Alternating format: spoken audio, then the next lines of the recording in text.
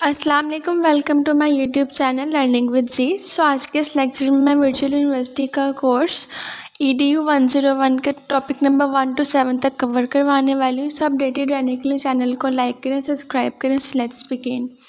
अब बेसिकली जो इसका टॉपिक नंबर 1 है उसमें कुछ टॉपिक्स को डिस्कस किया गया फर्दर, जैसे कि स्पेसिफिकली इसमें डिस्कस किया गया आइडियोलॉजी को, इस्लामिक आइडियोलॉजी ऑफ पाकिस्तान को। उसके अलावा कुछ पर्सपेक्टिव्स हैं और कुछ स्कॉलर्स हैं, उनकी जो है वो पर्सपेक्टिव है उसके रिगार्डिंग। सो अगर हम इसकी फ़र्स्ट ऑफ ऑल डेफिनेशन को देख लें तो इसमें वो कहते हैं कि जो डेफिनेशन है बेसिकली ये कॉमन अंडरस्टैंडिंग है आपके बिलीव्स की, जो कि कोई भी एक ग्रुप है जो किसी भी चीज़ के बारे में बिलीव्स रखता है कि उनकी लाइफ को गाइड करेंगे, उसे हम आइडियोलॉजी कहते हैं। बेसिकली अगर हम इसे कहें तो नज़रिया भी कह सकते हैं, जैसे कि पाकिस्तान का भी एक नज़रिया था, दो कौमी नज़रिया, जिसके बेस पे जो था हमारा पाकिस्तान जो है वो इमर्ज हुआ। फर्दर ये कि ये एम्फसाइज करता है इस्लामिक आइडियोलॉजी को और फोकस करता है मतलब कि पाकिस्तान के ऊपर, जैसे कि जो मुस्लिम सिग्निफिकेंट पॉपुलेशन है उसके ऊपर ये फोकस कर रहा है। सेकेंडली इसमें बात की गई है इस्लामिक पर्सपेक्टिव ऑन एजुकेशन के। बेसिकली जो इस्लामिक पर्सपेक्टिव है वो एजुकेशन पे मतलब किस तरीके से एम्फसाइज कर रहा है। सो जो ये टॉपिक है ये फर्दर डिलीव कर रहा है इस्लामिक पर्सपेक्टिव पे, जैसे कि ये डिस्क्राइब करा एजुकेशन को एज अ कॉन्टीन्यूस प्रोसेस। उसके अलावा नेचुरल करा नेचुरल पोटेंशियल्स को ह्यूमन बीइंग के इंटीग्रेट करना और बैलेंस करना, मैनेज वगैरह को। फर्दर ये कि ये इनकम्पस भी करता है मतलब अंडरलाइन करता है इंटेलेक्चुअल या बिहेवियरल जो स्पिरिचुअल हमारी जो एस्पेक्ट्स हैं किसी भी इंडिविजुअल के लाइफ के उसको। उसके अलावा जो है एक अल्टीमेट गोल प्रोसेस है जो कि प्रोड्यूस कर रहा है ह्यूमंस के लिए कि मतलब क्या चीज़ राइट है क्या रॉन्ग है, पॉजिटिव और नेगेटिव इम्पैक्ट्स वगैरह के बारे में भी इसमें डिस्कस कर रहा है। फर्दर अगर देख लें तो इसमें कुछ स्कॉलर्स के पर्सपेक्टिव दिए गए हैं, दो स्कॉलर्स के पर्सपेक्टिव दिए हैं इसमें। जो फर्स्ट ऑफ ऑल है अब्द हलीम का, जो कि बेसिकली 1889 में कहा जाता है उनके बारे में, मतलब 1889 में उन्होंने मेंशन किया। और उनके मुताबिक जो इस्लामिक एजुकेशन है वो एक ऐसा प्रोसेस है जो कि इन्वॉल्व करती है एजुकेटर्स को, जो गाइड करते हैं इंडिविजुअल्स को अपनी टीचिंग ऑफ इस्लाम के ऊपर, जो बेस करती है उनकी एजुकेशन उसके रिगार्डिंग इंडिविजुअल्स को जो है वो गाइड करते हैं। फर्दर ये कि ये इम्प्लाई करते हैं एजुकेशन को एक इस्लामिक कॉन्टेंट्स के तौर पे, और उसके अलावा सिर्फ एकेडमिक नॉलेज नहीं देते, ये इस्लामिक नॉलेज भी साथ में देते हैं। और ये एक मॉरल और एथिकल डेवलपमेंट है आपके इस्लामिक प्रिंसिपल्स की। सेकेंडली डिस्कस किया गया अब्दुल हलीम अल मोहम्मदी को। बेसिकली इनका जो है 1993 में इनका ये कोटेशंस वगैरह जो थी वो पर्पस की गई। सो ये जो स्कॉलर है ये एम्फसाइज करते हैं पर्पस ऑफ एजुकेशन इन इस्लाम है, बेसिकली कि इस्लाम में जो एजुकेशन का पर्पस है वो क्या है। अब यहाँ पे कह रहे हैं कि ये प्रोड्यूस की गई जो इंडिविजुअल्स के लिए प्रोड्यूस की गई है कि उनको मतलब राइट और रॉन्ग के बारे में पता चल सके, उनकी रिस्पॉन्सिबिलिटीज़ के बारे में पता चल सके। उसके अलावा इसको वो रेफ़र कर रहे हैं मतलब लाइक के जो आपके इंडिविजुअल्स हैं कि उन्हें इंट्रस्ट करना चाहिए कि अल्लाह पे वो कैसे भरोसा रखें और हमारे जो नबी हैं उनके मुताबिक वो किस तरीके से ज़िंदगी गुजारें। फर्दर लाइक कि इस्लाम किस तरीके से लोगों की लाइफ को एम्फसाइज़ कर रहा है। उसके अलावा ये अंडरस्कोर करता है मॉरल और लीडरशिप डायमेंशंस को इस्लामिक एजुकेशन में। ओवरऑल अगर इस चैप्टर को, इस टॉपिक को हम दोबारा से देख लें तो इसमें एक कॉन्सेप्ट दिया गया आइडियोलॉजी का, उसमें पर्टिकुलरली इस्लामिक आइडियोलॉजी आती है जो कि रिलेट करती है एजुकेशन इन पाकिस्तान के साथ। फर्दर इसमें एम्फसाइज किया गया होलिस्टिक नेचर को एजुकेशन की, जो कि इस्लामिक पर्सपेक्टिव के रिगार्डिंग है, और इस पर फोकस कर रहे हैं मॉरल और एथिकल और स्पिरिचुअल डेवलपमेंट पे फोकस कर रहे हैं इंटेलेक्चुअल ग्रोथ में। और इसमें दो व्यूज़ दिए गए हैं दो स्कॉलर्स के, और उनके कॉन्टेक्स्ट के रिगार्डिंग भी इसमें व्यूज़ प्रोवाइड किए गए हैं। फर्दर टॉपिक नंबर 2 देख लें तो बेसिकली इसमें एम ऑफ एजुकेटिंग पीपल के बारे में बात की गई है, जिसमें आई गेस 5 पॉइंट्स दिए गए। सो फर्स्ट ऑफ ऑल अब इसमें जो है इसको आप कह लें कि एम्फसाइज़ किया गया उसको बॉर्डर गोल्स पे। उसके अलावा जो एजुकेशन है उसको बताया गया कि सिर्फ एजुकेशन जो है वो उसका मकसद सिर्फ लाइक कोई प्रोफेशन है किसी काम के लिए अचीव करना नहीं है, बल्कि उसको बेसिकली मकसद जो है वो नॉलेज गेन करना भी है। सो इसका जो पॉइंट नंबर 1 है उसमें कहा गया है टू इनकुलेट नोबल कैरेक्टर्स। अब यहाँ पर जो एजुकेशन है उसका एम जो है वो इंस्टिल ये है कि इंडिविजुअल्स को एक सेंस ऑफ मॉरल इंटीग्रिटी दें, उसके अलावा वर्चुअस कैरेक्टर्स दें इंडिविजुअल्स के। फर्दर ये कि जो इम्पार्टिंग नॉलेज है या जो फोकस करना है उनका अपनी डेवलपिंग क्वालिटीज़ पे, उन पर वो फोकस करें, जैसे कि होनेस्टी है, इंटीग्रिटी है, एम्पैथी और कंपैशन वगैरह आ जाते हैं। सेकेंडली यहाँ पे डिस्कस किया गया है कि to educate the soul to be refine and perfect. So ये जो पॉइंट है ये सजेस्ट कर रहा है कि इस एम को सजेस्ट कर रहा है कि जो एजुकेशन है उसको निचोड़ होना चाहिए इनर सेल्फ के अंदर। उसके अलावा उसमें जो हमारी जो एजुकेशन है वो हमारी इंडिविजुअली हेल्प करती है रिफ़ाइन करने में हमारे करैक्टर्स को, स्ट्राइव करने में हमारी पर्सनल परफेक्शंस को, और इम्प्लाई करने में फोकस और पर्सनल ग्रोथ के जो है सेल्फ इम्प्रूवमेंट्स उनको।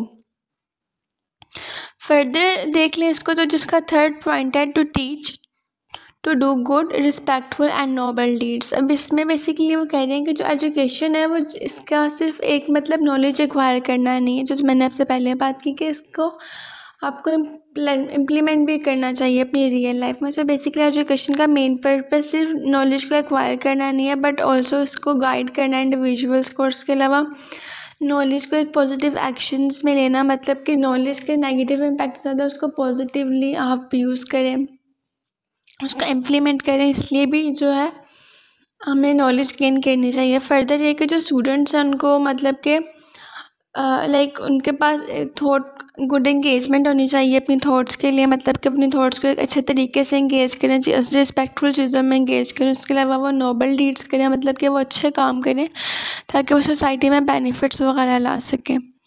पॉइंट नंबर 4 में कहते हैं कि to train students to be a courteous and be a good human beings.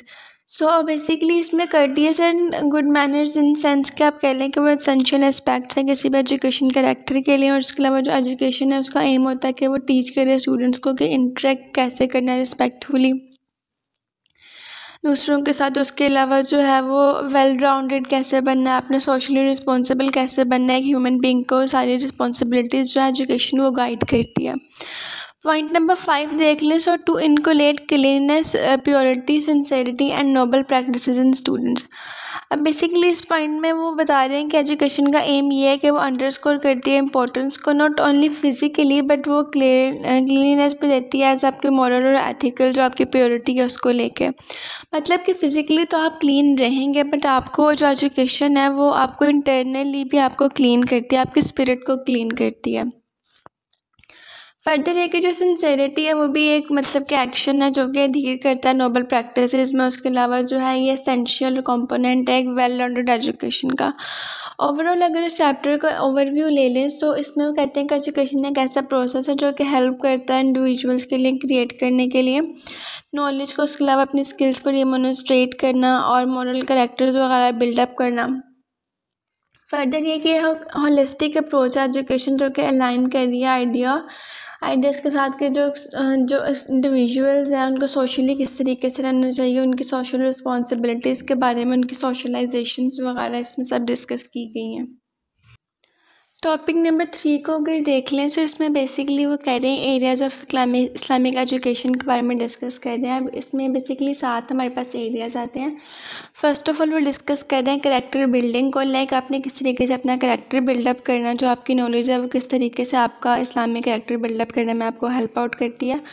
Basically इसमें हम लोग फोकस करते हैं आपकी मॉरल वैल्यूज़, एथिकल बिहेवियर्स पे, और जो है वो एक बेटर इंडिविजुअल बन जाता है और एक रिस्पॉन्सिबल सिटीज़न भी बन जाता है, कैरेक्टर बिल्डिंग इन सेंस।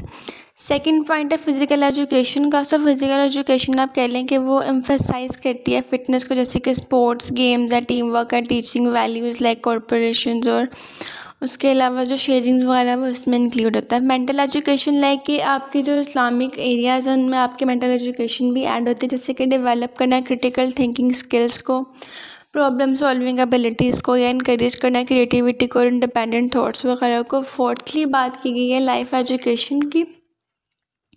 सो इसमें बेसिकली हम रिकॉग्नाइज़ करते हैं कि जो लर्निंग एक्सटेंडेंस है, मतलब कि जो क्लासरूम्स के बियॉन्ड जो आप लर्न करते हो उसके बारे में, मतलब क्लासरूम में तो जो आप लर्न करते हो वो तो एक अलग चीज़ होगी, उसके अलावा जो है आपका मतलब कि आप रियल लाइफ में किस तरीके से यूज़ कर रहे हो अपनी नॉलेज को, उसके ऊपर भी काफ़ी ज़्यादा फोकस करते हैं। उसके अलावा ये अंडरलाइन करती है आपकी प्रैक्टिकल लाइफ स्किल्स को और आपकी एक्सपीरियंसेस को। पॉइंट नंबर 5 जो है सोशल एजुकेशन का। सो बेसिकली ये टीच करती है सोशल इंटरेक्शंस को, टॉलरेंस मतलब बर्दाश्त को, उसके अलावा एक्टिव लिसनिंग होती है, इसमें कंसिडरेशंस होती है दूसरों के लिए, और ये एक डाइवर्स वर्ल्ड बना देती है। सिक्सथली इसमें डिस्कस किया गया सेक्स एजुकेशन के बारे में। सो बेसिकली इसमें ये गाइड करते हैं अप्रोप्रिएट बिहेवियर्स को, मिक्स जेंडर सेटिंग्स के बारे में प्रमोट करते हैं, रिस्पेक्ट्स को और प्रॉपर्टीज़ को। लास्टली यहाँ पे डिस्कस किया कि टॉपिक नंबर 3 में मुस्लिम फेथ एजुकेशन। तो बेसिकली यहाँ पे वो कह रहे हैं कि ये प्रोवाइड करती है नॉलेज, मतलब इस्लामिक बिलीव्स के बारे में, कुरान के बारे में, हदीस के बारे में, इस्लामिक हिस्ट्री जो है हमारी उसके बारे में। और उसके अलावा वो एक डीपर अंडरस्टैंडिंग देती है हमें इस्लाम के, मतलब कि जो एरियाज़ में जो लास्ट वन है मुस्लिम फेथ एजुकेशन, ये बेसिकली आपको ओवरऑल आपके इस्लाम के बारे में डिटेल इन्फॉर्मेशन देती हैं और आपका कैरेक्टर उसके अकॉर्डिंग ही बिल्डअप करती हैं। अब टॉपिक नंबर 4 को अगर देख लें तो उसमें वो बात कर रहे हैं 2 स्कॉलर्स की, हमारे इस्लामिक फ़िलासफ़र्स कह लें उनके बारे में। सो फर्स्ट ऑफ ऑल है इब्न अल राशिद। सो बेसिक इनकी जो बैकग्राउंड है उनको कहा जाता है लाइक जो वेस्टर्न ट्रेडिशन है उसके मुताबिक उन्हें एवेरोस कहा जाता है और एक मुस्लिम फ़िलासफ़र थे जो कि ज्यूरिस्ट थे और उसके अलावा पॉलीमैथ आता था इनको। फर्दर ये कि इनका रीजन देख लें तो वो स्पेनिश था और उसके अलावा जो इनकी लाइव ड्यूरेशन है जो इस्लामिक है लाइक उससे कह सकते हैं कि इस्लामिक गोल्डन एज में था और एक इंटेलेक्चुअल फ्लोरिशिंग पीरियड था। फर्दर ये कि अगर फ़िलासफ़िकल कंट्रीब्यूशंस देखें इनकी, सो इन्होंने एक सिग्निफिकेंट कंट्रीब्यूशन दी इस्लामिक फ़िलासफ़ीज़ में। अब जैसे कि पर्टिकुलरली आप कह लें कि वो रियलिज्म ऑफ एस्ट्रोलॉजी में फ़िलासफ़ी में काफ़ी ज़्यादा उन्होंने इम्पॉर्टेंट रोल प्ले किया। फर्दर उन्होंने की रोल प्ले किया रिकनॉलिंग करने में एरिस्टोटलियन थॉट्स को, मतलब कि जो एरिस्टोटल की थॉट थी या उसके जो नज़रिया थे उसके बारे में उन्होंने इसको कंपेयर किया इस्लामिक थियोलॉजी के साथ। उसके अलावा जो उन्होंने इन्फ्लुएंशियल था आपकी डेवलपमेंट ऑफ इस्लामिक फ़िलासफ़ी के अंदर।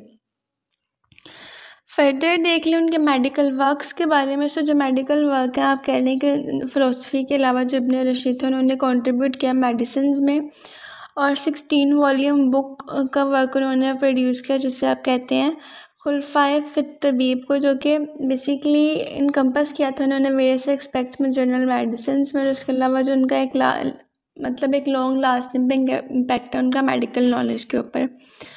लास्टली इसका एक पॉइंट डिस्कस किया है लीगल एंड जुडिकल कंट्रीब्यूशन। से बेसिकली उन्होंने इसमें भी कंट्रीब्यूशन काफ़ी ज़्यादा बनाई थी, मतलब कि इस्लामिक जो ज्यूरिस्प्रूडेंस था, मतलब कि जो फ़िक़ा था और उसके अलावा जो इस्लामिक लेजिस्लेशंस थी उनके बारे में काफ़ी डिस्कस किया उन्होंने, इन पर कॉन्ट्रीब्यूशन दी। उसके अलावा उन्होंने कमेंट्रीज दी अपनी अर्लियर मुस्लिम ज्यूरिस्ट पर। उसके अलावा फ़िलासफ़र्स जो थे उन्हें हाईली आप रिगार्डेड करते थे। अब नेक्स्टली यहाँ पे डिस्कस कर रहे हैं अल ग़ज़ाली के बारे में। सो इनका बैकग्राउंड आप कह रहे हैं कि इनको हाजतुल इस्लाम मतलब प्रूफ ऑफ इस्लाम के तौर पे एक पर्शियन तौर पे जाना जाता है। उसके अलावा एक पर्शियन पॉलीमैथ थे, थियोलॉजियन थे, फ़िलासफ़र और मैस्टिक्स थे।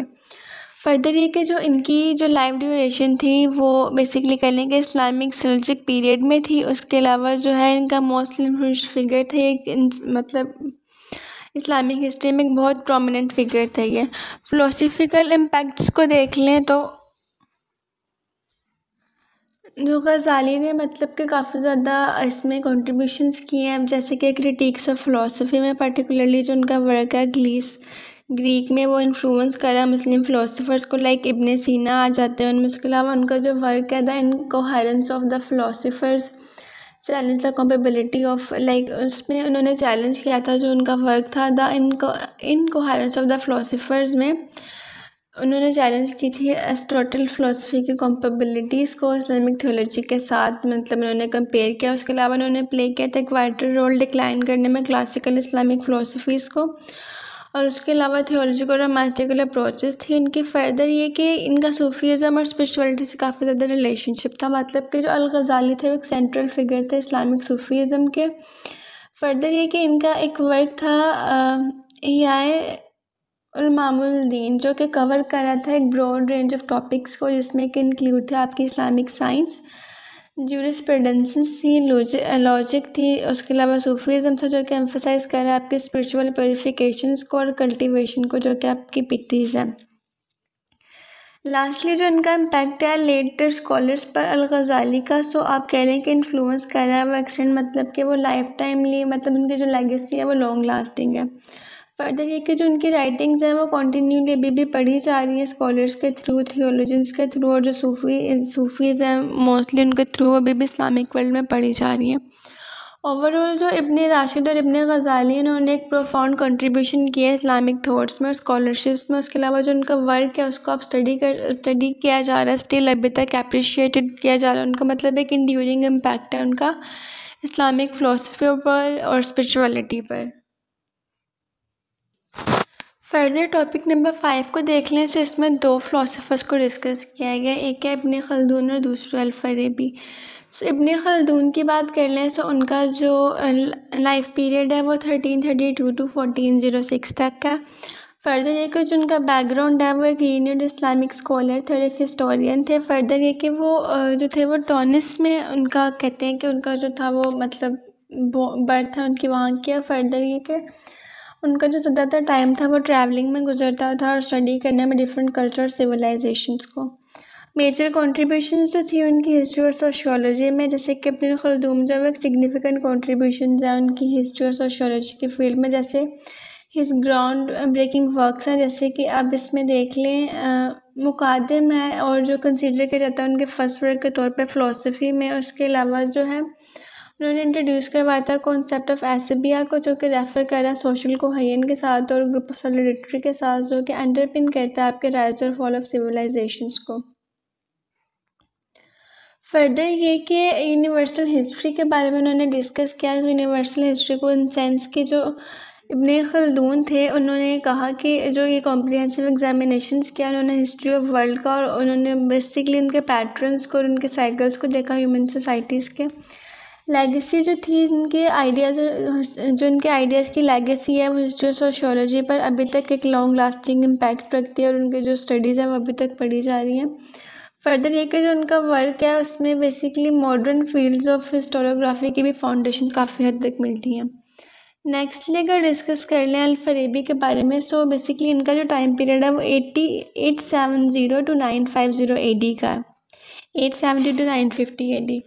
अब बेसिकली इनका जो बैकग्राउंड है अल-फ़ाराबी का, उसे कहते हैं कि वो एक सेकंड टीचर थे एरिस्टोटल के बाद, मतलब अरस्तू के बाद वो एक सेकंड टीचर थे जो कि सेंट्रल एशिया में पैदा हुए और उसके बाद वो मतलब लेट लिव्ड थे, मतलब इस्लामिक गोल्डन एज के। फर्दर ये कि मेजर कॉन्ट्रीब्यूशंस अगर इनकी देखें फ़िलासफ़ी एंड लॉजिक में, सो अल-फ़ाराबी ने एक सिग्निफिकेंट कॉन्ट्रीब्यूशन दी थी फ़िलासफ़ी में और लॉजिक में, और जो कि डीपली इन्फ्लुएंस करी थी अरस्तू या एरिस्टोटल के वर्क्स को। और फर्दर ये कि उन्होंने डेवलप किया एक सिंथेसिस ऑफ ग्रीक और इस्लामिक थॉट्स को, और जो उनका वर्क है वो मतलब काफ़ी हद तक एक पोर्टल रोल प्ले करा है प्रिजर्व करने में और ट्रांसमिट करने में क्लासिकल ग्रीक फ़िलासफ़ीज़ को और इस्लामिक वर्क को। सोशियोलॉजी में उन्होंने इस तरीके से मतलब कंट्रीब्यूशन की कि जो सोशलिस्ट राइटिंग्स इन्हें एक्सप्लोर किया आइडियल स्टेट पर, उनके रिलेशनशिप्स देखे, मतलब पॉलिटिक्स और फ़िलासफ़ी के जो रिलेशनशिप्स है वो देखे उन्होंने। उसके अलावा जो था उसका ग्राउंड वर्क जो था उसका काफ़ी हद तक उसकी स्टडी की, उनकी गवर्नेंस की, उनकी सोसाइटी वगैरह की। फर्दर ये कि उनका म्यूज़िक में भी कुछ हद तक कंट्रीब्यूशन है, जैसे कि उनका एक वर्क है किताबुल मौसीक़ा, सो उनका एक अर्लियर वर्क है जो कि एक म्यूज़िक थ्योरी के नाम पे जाना जाता है इस्लामिक वर्ल्ड में। फर्दर ये कि उन्होंने कंट्रीब्यूट किया था अंडरस्टैंडिंग करने में म्यूज़िक और एस्थेटिक्स को। अब ये जो दोनों हमारे फ़िलासफ़र्स हैं इब्न खल्दून और अल-फ़ाराबी जो है वो पॉलीमैथ्स भी थे, जो कि एक प्रोफाउंड कंट्रीब्यूशन रखते हैं वेरियस फील्ड में, जैसे कि फ़िलासफ़ी है, हिस्ट्री है, सोशियोलॉजी और साइंस वगैरह।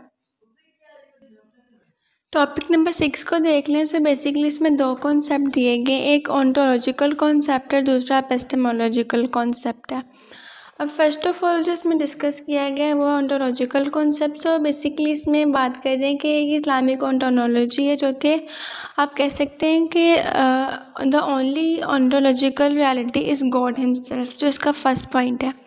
तो इसमें वो डिस्कस ये कर रहे हैं कि ये इस्लामिक ऑन्टोलॉजी और जो कि अल्टीमेटली और मोस्ट रियल एग्जिस्टेंस है, कि मतलब अल्लाह ताला है और गॉड है। उसके अलावा जिसका कॉन्सेप्ट है वो रूट करता है एब्सोल्युटली वननेस ऑफ गॉड के साथ, मतलब तौहीद के कॉन्सेप्ट के साथ। फर्दर ये कि जो इसमें यूनिवर्स में जो कुछ भी है इंक्लूडिंग ह्यूमन एग्जिस्टेंस, जो कि कंसीडर किया जाता है कि वो जितने भी एग्जिस्टेंस हैं पूरी दुनिया में वो सब कुछ अल्लाह ताला पर जब वो एग्जिस्ट करती है, मतलब कि अल्लाह ताला के बिना वो चीज़ें नहीं हैं, और वो मतलब अल्लाह के बिना इंडिपेंडेंट या अल्लाह के बिना वो नहीं रह सकती और अल्लाह पे डिपेंडेंट है हर एक चीज़। सेकेंडली यहाँ पे बात की गई है God is external and the universe and the human existence are apparently realities. So basically इसमें वो कह रहे हैं कि जो कॉन्सेप्ट है ये अंडरलाइन करता है आपके गॉड का, मतलब कि जो गॉड है वो ट्रांसेंडेंट है और उसके अलावा डिस्टिंक्ट है, मतलब कि मटेरियल वर्ल्ड से वो मैच नहीं करता। फर्दर ये कि जो यूनिवर्स है और जो ह्यूमन एग्जिस्टेंस है उसको एक अपेरेंटली और सेकंड रियलिटीज़ के तौर पे देखा जाता है, और ये एग्जिस्ट करता है डिवाइन फ्रेमवर्क में जो कि अल्लाह ताला ने क्रिएट किया। थर्ड पॉइंट है the creation of the universe and humanity has a purpose. तो अकॉर्डिंग टू इस्लामिक थियोलॉजी आप कह सकते हैं कि जो क्रिएशन ऑफ यूनिवर्स और ह्यूमैनिटी है वो पर्पसफुल है, और उसके अलावा ये एक रैंडम या फर्टाइल एक्ट नहीं है, मतलब कि उसको मतलब जो ह्यूमैनिटी की एग्जिस्टेंस है या जो ह्यूमैनिटी की मैन्युफैक्चरिंग है उसको बेवजह से नहीं बनाया गया इंसानों को। फर्दर ये कि इसमें जो आपके बिलीव्स हैं लाइक डिवाइन पर्पस पे बिलीव्स होता है, और उसके अलावा ये इन्वॉल्व होता है फुलफिलमेंट करने पे गॉड की विल्स को, और ये एक मॉरल और स्पिरिचुअल डेवलपमेंट है ह्यूमन बींग्स की। सेकेंडली यहाँ पे डिस्कस किया गया एपिस्टेमोलॉजिकल कॉन्सेप्ट के बारे में। सो इसमें जो फर्स्ट पॉइंट है वो बेसिकली बात कर रहे हैं the ultimate source of knowledge is revelation from God. अब बेसिकली इसमें कह रहे हैं कि इस्लामिक एपिस्टेमोलॉजी जो है वो हाईएस्ट और most authoritative source of knowledge है डिवाइन रिलेशनशिप्स के साथ या रेलिवेशंस के साथ। अब इसमें इंक्लूड होते हैं आपके टेक्स्ट जैसे कि आपका कुरान है, हदीस है, जो कि आपके मतलब कि आपके मोहम्मद या आपके जो नबी हैं उनके थ्रू जो लिखी गई या जो उनके थ्रू कही गई उनके बारे में, मतलब कि जो चीज़ें उन्होंने परफॉर्म की, जो उनकी सुन्नतें हैं, जो चीज़ें उन्होंने कही, जो उनकी हदीसें हैं, उनके बारे में ये बेसिकली है कि उनका जो रेलेवेंट टेक्स्ट हमारे पास मौजूद है। फर्दर ये कि जो नॉलेज है कंसीडर की जाती है प्योर और अनएयरिंग।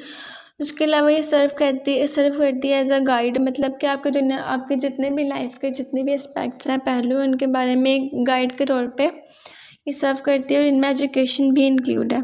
सेकेंडली बात की गई है the 5 senses and the reason as a source of knowledge के बारे में। बेसिकली इसमें वो कह रहे हैं कि जो रेवलेशन है ये अल्टीमेटली सोर्स ऑफ नॉलेज है। उसके अलावा इस्लामिक एपिस्टेमोलॉजी जो है वो रिकॉग्नाइज़ करती है वैल्यू ऑफ 5 सेंसेस को। उसके अलावा जो ह्यूमन रीजंस हैं और सोर्स ऑफ नॉलेज है, और ये क्रिटिकल के वेट है जो कि सोर्स ऑफ नॉलेज के साथ अलाइन करता है और सबऑर्डिनेट करता है टीच करने में थियोलॉजी को और स्टडी करने में नेचर ऑफ गॉड को, रिलीजियस बिलीफ्स को। और अगर हम इसके बारे में थोड़ा और डिस्कस कर लें तो ये सेंसिटिव परसेप्शंस और जो रीजंस हैं उनको कॉन्ट्रडिक्ट नहीं करता, और उसके अलावा जो अंडरमाइन करता है रिलीजियस ट्रुथ्स को। ओवरऑल जो टॉपिक नंबर 6 में डिस्कस किया गया है वो ये है कि जो ऑन्टोलॉजिकल और जो एपिस्टेमोलॉजिकल कॉन्सेप्ट्स हैं वो अंडरपिन कर रहे हैं, मतलब कि वो अंडरलाइन कर रहे हैं इस्लामिक एजुकेशंस को एम्फसाइज करके सेंट्रलिटी ऑफ गॉड के बारे में, मतलब एग्जिस्टेंस ऑफ गॉड के बारे में और हमारी क्रिएशन के पर्पस को लेके, और उसके अलावा जो प्राइमेसी है डिवाइन रेलिवेशन के उसके बारे में, और अल्टीमेट सोर्स ऑफ नॉलेज को। फर्दर ये कि इसका जो फ्रेमवर्क है ये गाइड कर रहा है अप्रोच ऑफ टीचिंग को और लर्न करने के बारे में डिस्कस कर रहा है, और फर्दर इस्लामिक एजुकेशन सिस्टम्स और एम्फसाइज कर रहा है इंटीग्रेशन ऑफ रिलीजियस टीचिंग्स को वेरियस कॉन्सेप्ट्स के साथ। टॉपिक नंबर 7 को देख लें। सो बेसिकली इसमें हम डिस्कस कर रहे हैं ऑन्टोलॉजिकल कॉन्सेप्ट के बारे में और एम्स ऑफ एजुकेशन को। ऑन्टोलॉजिकल कॉन्सेप्ट इन सेंस के इसमें 3 पॉइंट्स को बेसिकली डिस्कस किया गया। फर्स्ट ऑफ ऑल है वैल्यू ड्राइव्ड फ्रॉम गॉड। अब इसमें आपकी इस्लामिक थॉट्स आ जाती हैं, वैल्यूज़ और मॉरल प्रिंसिपल्स आ सकते हैं, बिलीफ आ सकते हैं जो कि ओरिजिनेट होते हैं अल्लाह अलमाइटी की तरफ से। फर्दर ये कि क्रिएटर जो कि यूनिवर्स के हैं उसके बारे में जो आपके बिलीव्स वगैरह आपकी वैल्यूज़ वो, और ये जो वैल्यूज़ है ये कंसीडर की जाती हैं इन डिवाइन नेचर, और जो है वो कि कोई ह्यूमन उसे क्रिएट नहीं कर सकता। इसके बारे में आपका जो कंसिडरेशंस है, जो आपका फेथ है, उसको डिस्कस किया जाता है। सेकेंडली बात की जा रही है permanence, eternity and heavenly nature के बारे में। So in terms like Islamic values जब वो परसीव की जाती हैं एज अ परमानेंट और एटर्नल, के जो कि ड्राइव की है हमारे गॉड की तरफ से, अल्लाह की तरफ से, तो वो जाहिर सी बात है परमानेंट होंगी, उसकी परमानेंस ज़्यादा होगी, और जो है एटर्नल होंगे। फर्दर ये उन्हें कंसीडर किया जाता है हेवनली, मतलब कि वो हेवनली नेचर है, जन्नत की तरफ से आई गई है। फर्दर ये कि इंडिकेट किया जाता है उनको ट्रांसजेंडर और डिवाइन ओरिजिन्स। और लास्टली इसमें अकाउंटेबिलिटी के बारे में डिस्कस किया गया। सो इस्लाम जो है वो टीच करता है इंडिविजुअल्स को कि वो अकाउंटेबल है अपने एक्शंस के लिए, अपनी चॉइसेस के लिए जो अपनी लाइफ में करते हैं। फर्दर ये कि जो उनके अच्छे डीड्स हैं उनके लिए उन्हें रिवॉर्ड किया जाएगा, और जो उनके बुरे डीड्स हैं उनके लिए उन्हें पनिश किया जाएगा। और स्पेशली उनका जो कॉन्टेक्स्ट है, जैसे कि डे ऑफ जजमेंट का कॉन्टेक्स्ट है, उसके बारे में डिस्कस किया गया। और यहाँ पे इंडिविजुअल्स जो है जिनको अकाउंटेबल, मतलब कि उनको अकाउंटेबल होना पड़ेगा, मतलब कि उनसे सवालात पूछे जाएंगे, वो सवाल जवाब दे होंगे हर एक चीज़ के। अब सेकंड जो कॉन्सेप्ट यहाँ पे डिस्कस किया गया है वो है एम्स ऑफ एजुकेशन के बारे में। सो एम्स ऑफ एजुकेशन में कुछ पॉइंट्स आते हैं, राउंड अबाउट इसमें 4 to 5 पॉइंट्स डिस्कस किए गए हैं। सो इन सेंस के जो फर्स्ट ऑफ ऑल है उसमें डिस्कस किया गया seeking God's will.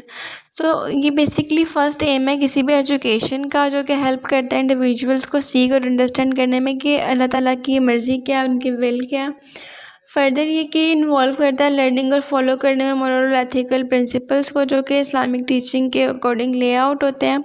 Second point है इसका फोस्टरिंग गॉड फेयरिंग इंडिविजुअल्स। सो जो एजुकेशन है इस्लाम में वो इंटेंड करती है कि fear of day of judgement जो है वो इंस्टिल रहे इंडिविजुअल्स में, और ये जो फियर है ये सर्व करता है एक मॉरल कंपस के तौर पर, जो कि गाइड करती है इंडिविजुअल्स को लर्न करने में राइट और रॉन्ग चीज़ों को ज़िंदगी में।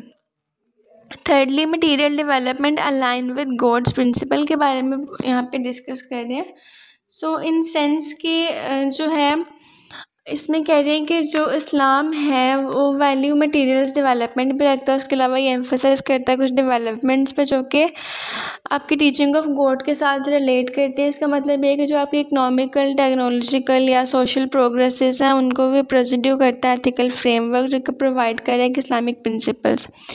फोर्थली डिस्कस किया गया वेलफेयर ऑफ ह्यूमन सोसाइटीज़ को। सो जो इस्लाम है वो प्लेस करता है एक स्ट्रॉन्ग एम्फेसिस को वेलफेयर बनाता है ह्यूमन सोसाइटीज़ के लिए। एजुकेशन जो as a not only improvement मतलब कि एजुकेशन जो सिर्फ इंडिविजुअल्स को नॉलेज एक्वायर करने के लिए नहीं दी जाती, बल्कि उनके इंडिविजुअल्स को बेटर बनाने के लिए दी जाती है, और वो कंट्रीब्यूट करें बेटरमेंट के लिए कम्युनिटी और सोसाइटीज़ के लिए, इसके लिए भी दी जाती है। लास्टली बात की गई following the model of prophet peace be upon him. So basically यहाँ पे हज़रत मोहम्मद सल्लल्लाहु अलैहि वसल्लम की लाइफ के बारे में डिस्कस कर रहे हैं कि लाइक वो उनकी जो लाइफ है वो ह्यूमन बींग्स के लिए एक मॉडल है जिन्हें वो फॉलो करना चाहिए, स्पेशली मुस्लिम्स को। फर्दर ये कि जो उनके एक्शंस और उनकी टीचिंग है उन्हें कंसिडर किया जाता है as an exemplary terms moral ethical conduct के तौर पर। जो एजुकेशन है उसको एम आप कर सकते हैं कि वो गाइड करता है इंडिविजुअल्स को किसी भी एम्यूलेटिंग चीज़ के बारे में। ओवरऑल इसका जो चैप्टर में समरी में अगर देख लें तो इसमें 2 टॉपिक के बारे में बात की कि फ़र्स्ट ऑफ ऑल एक्सोलॉजिकल कॉन्सेप्ट, जो कि एम्फसाइज कर रहा है कि ये ड्राइव किया गया है गॉड की तरफ से, इटर्नल इन नेचर है। और उसके अलावा एम्स ऑफ एजुकेशन के बारे में डिस्कस किया, जो कि रिवॉल्व अराउंड कर रहा है, मतलब कि जो सारा है गॉड की विल के बारे में। उसके अलावा पिटी को फोस्टर करने के बारे में और लाइन करने में मटीरियल डेवलपमेंट्स को, एथिकल प्रिंसिपल्स के साथ प्रमोट करने में वेलफेयर ऑफ सोसाइटी को, और जो हज़रत मोहम्मद सल्लल्लाहु अलैहि वसल्लम की एग्जांपल्स देखी हैं उनके बारे में डिस्कस कर रहे हैं कि एज अ मॉरल गाइड है। और जो सारे प्रिंसिपल्स हैं एजुकेशन के वो फ़िलासफ़ी और जो इस्लामिक फ्रेमवर्क है उसमें शो किया गया। फर्दर ये कि मैं इनके साथ साथ नोट्स प्रोवाइड करती जाऊँगी, मतलब मैं कंप्लीट एक वीडियो बना दूँगी ये वीडियो सीरीज़ ख़त्म होने के बाद इनकी नोट्स की। सो अगेन कहूँगी अपडेटेड रहने के लिए चैनल को लाइक करें, सब्सक्राइब करें। Thank you.